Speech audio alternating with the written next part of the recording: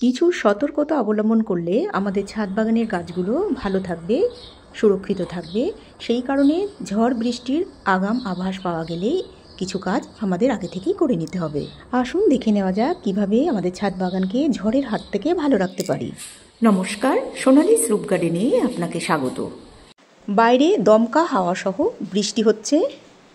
Remal cyclone আছড়ে পড়েছিল কাল রাত থেকেই। ঝড় আসার আগেই কিছু গাছ আমি নিরাপদ জায়গায় রেখেছি। তার মধ্যে কিছু পদ্ম গাছ এবং অন্যান্য ফুলের গাছ রয়েছে। ঝড় বৃষ্টিতে যাতে কুড়িগুলো নষ্ট না হয়ে যায়, এটা একটা নতুন ভ্যারাইটি। কোন ফুল ফুটবে সেটা জানার জন্য একে আলাদা করে যত্নে রেখেছি। গাছের ডাল হাওয়ায় ভেঙে না যায় তাই ঘরের মধ্যে রেখেছিলাম। সুন্দর একটা গন্ধ ঘরে ছড়িয়ে পড়েছে।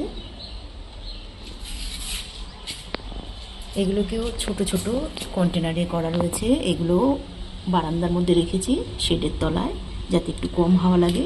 তবে খুব বেশি একটা ঝড় হয়নি, গাছগুলো ভালোই আছে। এগুলোকেও নিয়ে এসেছি যাতে পড়ে নষ্ট না হয়ে যায়। টবগুলো ঘরে রেখেছি। আর কিছু টব যেগুলো ভারী, ঘরে রাখা যাবে না, সেগুলোকে আগের থেকেই, ঝড় আসার আগের থেকেই শুয়ে দিয়েছি। কেননা এগুলো যদি একবার পড়ে যায় তাহলে মাটির টবগুলো নষ্ট হয়ে যাবে। এই কারণে আগের থেকে এরকম টব শুয়ে রাখলে ঝড় বা হাওয়া এলেও কোনো ক্ষতি হবে না, গাছগুলো ভালো থাকবে। ঝড় যখন চলে যাবে তখন এগুলোকে আবার দাঁড় করিয়ে দিতে হবে। বেশিরভাগ গাছগুলোই আমি শুয়ে দিয়েছি।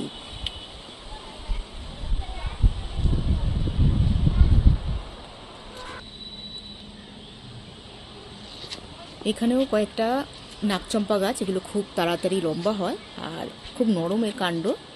এখানেও কিছু নাকচম্পা এই যে টবের মাঝখানে পদ্মের গামলার মাঝে মাঝে শুয়ে রেখেছি যাতে ডালগুলো ভেঙে না যায়। বেশিরভাগ দেখা যায় নাকচম্পাগুলোই আগে ভাঙে। এদিকে কিছুটা লতানে গাছ ছিল,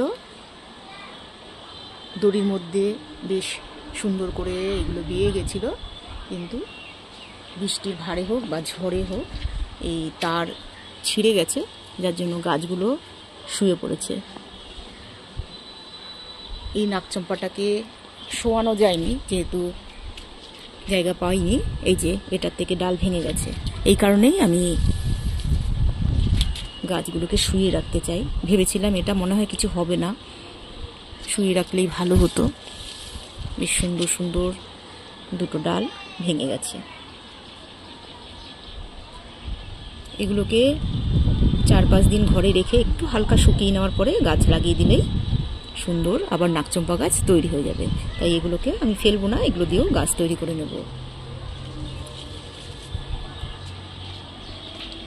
এই লতানে গাছগুলো সব সুন্দর করে এখানে বেয়ে গেছিল, অপূর্ব একটা সুন্দর পরিবেশ তৈরি হয়েছিল।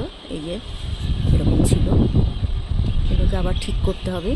আজ বিকেল পর্যন্ত বৃষ্টি হতে পারে, ঝড় হালকা দমকা হাওয়া থাকবে। তাই টবগুলোকে এখন সোজা করার দরকার নেই। যে টবগুলো শোয়ানো আছে সেগুলো এই অবস্থায় থাক, ঝড় থেমে গেলে ঠিক করে দিতে হবে। দমকা হাওয়াতে পদ্মের ডাঁটিগুলো কাত হয়ে রয়েছে, আর বেশিরভাগ পদ্ম আমি এখান থেকে তুলে নিয়ে গেছি। গাছের পাতাগুলো নড়া দেখেই বোঝা যাচ্ছে বেশ দমকা হাওয়া এখনো আছে।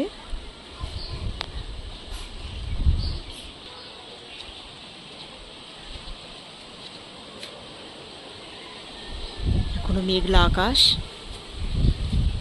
বৃষ্টির সম্ভাবনা আরও আছে। তাই টবগুলো এখন এইভাবেই থাক। ঝড়ের সময় গাছগুলোকে পাঁচিলে বা রেলিংয়ের ওপর রাখা উচিত নয়, তাহলে টব পড়ে গিয়ে বিপদ ঘটতে পারে, প্রাণহানির সম্ভাবনাও থাকতে পারে।